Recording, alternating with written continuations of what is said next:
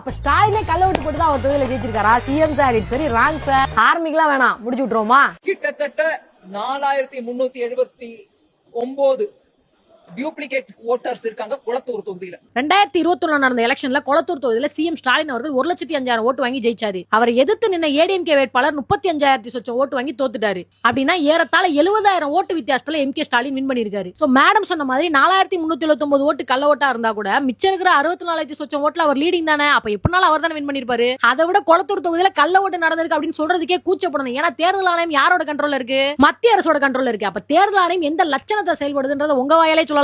அதை விட என்னது, டெபுட்டி சிஎம்க்கு எஸ்ஐஆர்னா என்னன்னு தெரியல. நீங்க யாரு? Finance minister. நீங்க என்ன சொன்னீங்க? 9,133. என் வாழ்க்கையில இப்படி ஒரு கணக்கு நான் கேள்விப்பட்டதே கிடையாது. பினான்ஸ் மினிஸ்டர் இப்படி கணக்க தப்பு தப்பா சொல்லலாமா? 9,133 ஓட்டர். அதை விட இங்க இன்னொருத்தர், என்ன சிஎம் சார் உங்களுக்கு பிரச்சனை? இல்ல என்னதான் பிரச்சனை? 5 அடிக்கு ஒரு மேடை கூட போட விட மாட்டீங்க, எங்களுக்கு டிராபிக் பண்ணி சுத்தி சுத்தி வர வைக்கிறீங்க. தாவேக்கால இருக்கவங்க எல்லாம் வைஷ்ணவிய பச்சோந்தின்னு சொல்லிட்டு இருக்காங்க. அதுக்கு மேல ஒரு பச்சோந்தி இருக்கு, யார் தெரியுமா?